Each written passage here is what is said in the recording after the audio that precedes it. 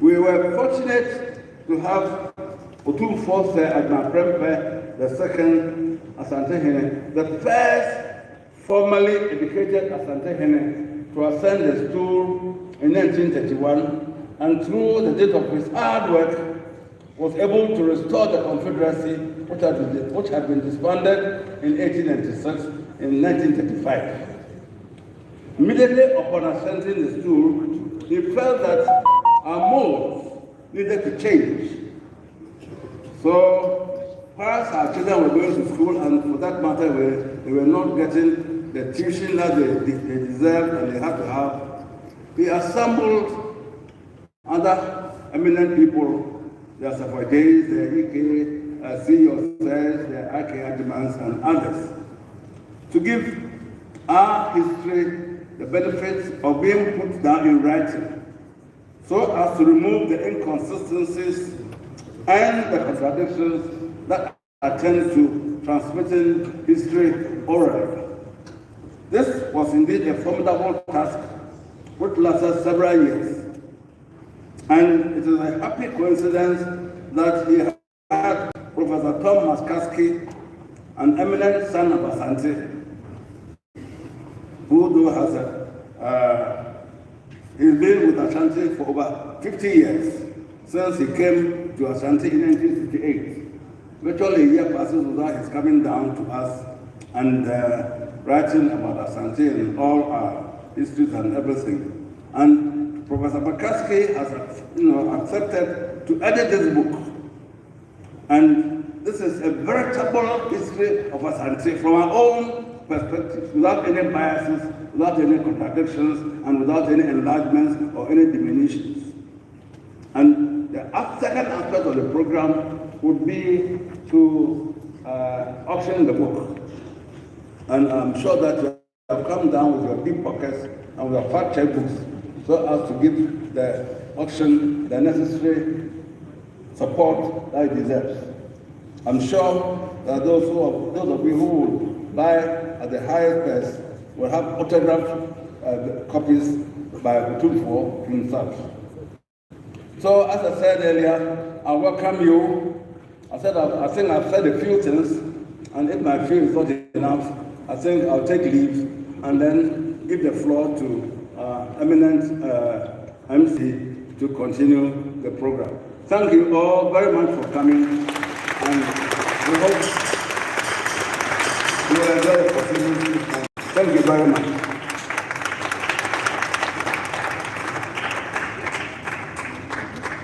His wise and warm words of welcome have set the tone for a long day of reflections, learnings, and insights. Please help me appreciate once again the Drabimene, the chair of the Council of State and the chair of the Silver Jubilee Planning Committee, Nana Otumfuo II. It has fallen to a very distinguished son of Asanteman to chair this morning's auspicious event. To introduce him, make welcome Kwamuhene Achamfo Asafo Boache Ajiman Bonsu.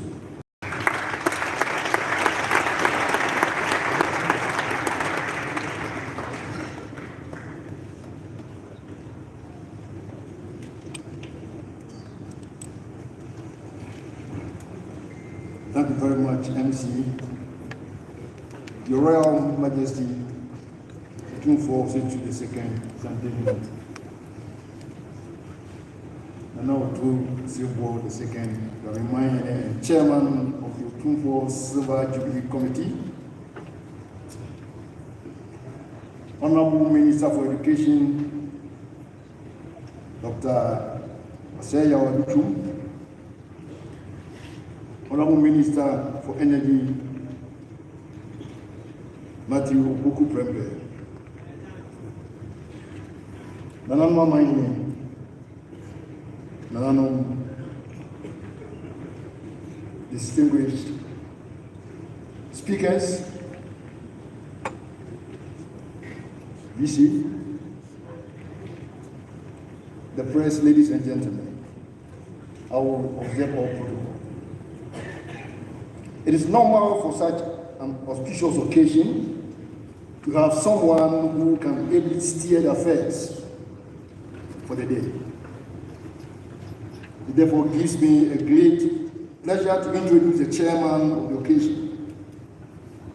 Our chairman for this August function is a native of Kumasi. He entered the University of Ghana in 1976 to read law and was called to the bar as a barrister in 1981. He worked at the Attorney General's office for his national service. He was a private legal practitioner and was the president of the Eastern Region Bar Association. He was appointed as a High Court judge in 2002, and because of his hard work, he was promoted to the Court of Appeal just a year after that. In 2008, he was appointed as a Supreme Court judge. He held several positions in the judicial service and other judicial bodies. He was the chairman of the Legal Aid Commission, the chairman of the Council for Law Reporting, the chairman of the Disciplinary Committee of the General Legal Council, and in 2002, he was appointed as the Chief Justice of Ghana. He retired in May 2023, after 21 years of distinguished career on the bench. Aside being an accomplished legal professional, our chairman is also a football enthusiast. No wonder he was elected as the chairman of the FIFA Disciplinary Committee and also became the first African to be elected to occupy one of the FIFA judicial bodies. He is married with 4 children. Please join me with a big applause to welcome our chairman for the occasion in the person of the former Chief Justice, Enim Yeboah.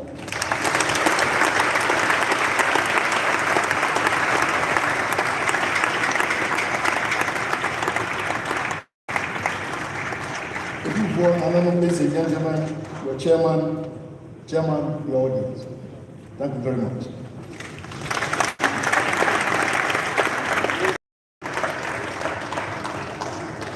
And now, my Lord Justice, the chair, your audience.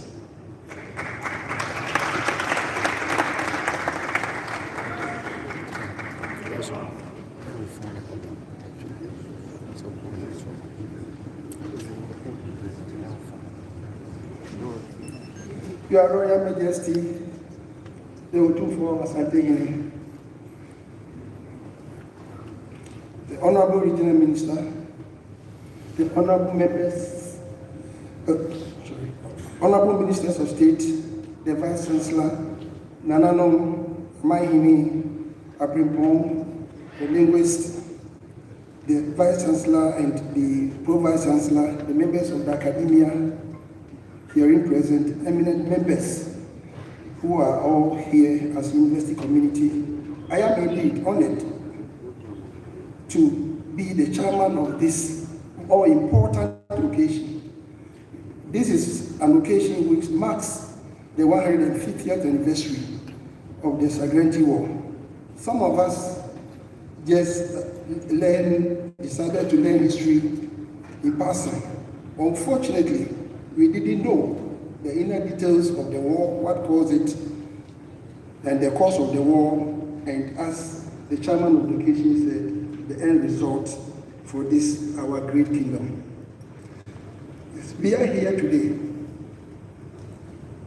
to take stock of what happened about 150 years ago. If we look at the brochure, we have assembled eminent speakers who have amassed enough knowledge to share with us. History, they say, must be accurate, free from all distortions. It may be told that in narrating history, There are bitter ones which should not be ignored. There are sweeter ones which we should all swallow. At times we have to swallow a bitter pill just to kill ourselves. So, my Lord, Nanano, distinguished elders of the Asante, I am here to humbly accept the invitation to be the chairman of this great occasion, and I'm grateful to Otumfuo the Asante and the chairman of the planning committee for giving me this honor at this great and memorable occasion. So I am here to serve you, and I think you all cooperate and have a fruitful discussion as the history starts to unfold for our consumption. I am grateful, and I take this opportunity to thank you once again. Thank you very much.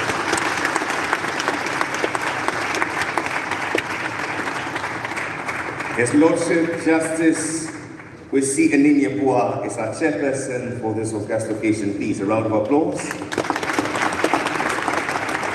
We thank you for accepting to chair, and we know that your great years of experience, your grace and aplomb will come to bear on today's experience. We now move to the symposium. To introduce our keynote speaker, it's my pleasure to invite Otumfuo, who is the chair of the Otumfuo Foundation. Make welcome Nana Professor Okiniba Kwache Eji Wahine II.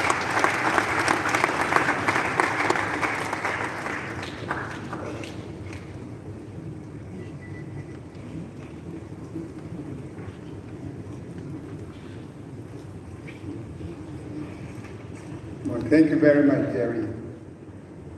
Your Royal Majesty, Otumfuo Osei Tutu II, Asante Hene, and I will choose Rebo II, Chairman of the Jubilee Planning Committee, Mr. Chairman, Chief Justice Enimi Obuwa, Honorable Minister of Education, Osei Tutu, Minister of Energy, Honorable Maduboku Prempe, Doctor, Regional of Ashanti, Vice Chancellor, KUST, Nananum, distinguished ladies and gentlemen. Allow me a few minutes to introduce our keynote speaker for this landmark symposium on the Sargrenti War. We have with us today no other person than the illustrious and prolific historian, Professor of Asante History, Center of West African Studies, Birmingham University, United Kingdom, and Professor of History of Africa, School of Oriental and African Studies, London University. He retired 2011. He first worked in and on Asante in 1968 at the tender age of 22 and was the youngest faculty member in the History Department of the University of Ghana. He spent the whole of his life working, researching, writing, and publishing on Asante. He has written 2 monographs on Asante, State and Society in Pre-Colonial Asante, and Asante Identities, History and Modernity in an African Village. He has also published over 80 papers on Asante, 50 of which have been republished in his Asante Kingdom of Gold, Essays in the History of African Culture. The history of Asante kings and the whole country itself.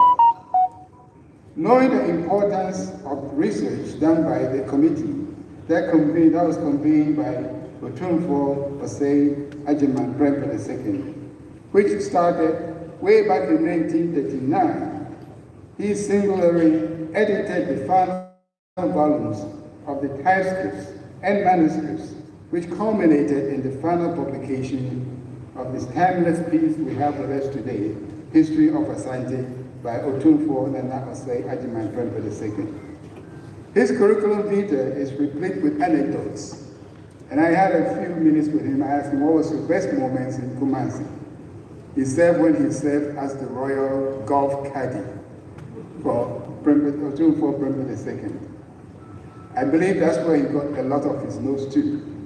Today, his keynote address is on the Sargrenti War and its aftermath and reflections.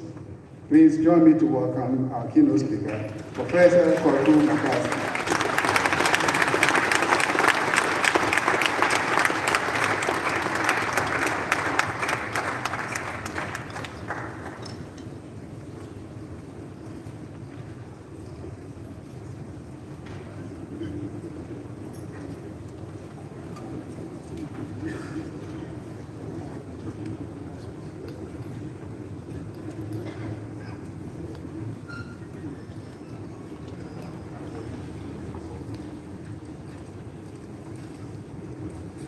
Nana Otumfuo, Nananum, distinguished guests, and the public, I'm very honored indeed to make this short presentation about the Sargrenti War.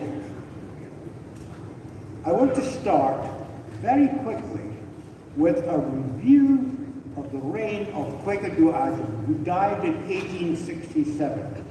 The reason I'm doing this is simple. Kwekadu Ajum was the most pernickety and stickler sort of man when it came to the law. He is known as Kwekadu Anansi, Kwekadu the Wise, he is known as Ajum Bambuo. He was somebody who really enforced the laws of Asante. In the process, he gathered together a great deal of money in gold dust, principally, but also in specie and other things. And I say all this because I want to underline and emphasize something that I think has been overlooked. When Nana Kwekadu Ajum died in 1867, he left behind a very great deal of money. And I will give you some idea of this. The money was stored in three places. It was stored in the Adaka Cache, the great chest of the treasury. It was stored in the Asante East Country Palace at Abarasto, and it was stored elsewhere at Breman. The sums involved, I've been able to calculate because we know the dimensions of the Adaka Cache, and with assistance from members of the British Mint, chemists, engineers, the kind of people who can know about the science of gold and the measurement of gold and all the rest of it. We have calculated that the amount of gold contained in the Adakasi alone at Kwekadu's death was in excess of 400,000 ounces. Now, the 100,000 ounces in 1867 were worth 1.2 million pounds sterling. But you know what's happened to gold in our lifetime. The contemporary, the current value of the Adaka Cache is somewhere over 2 billion pounds. A lot of money. Now he left this money to his successor, Kofi Kakari. And Kofi Kakari was a waster. He distributed money to buy popularity, and he was eventually destoled at the end of the Sargrenti War. I'll come to the war in a moment,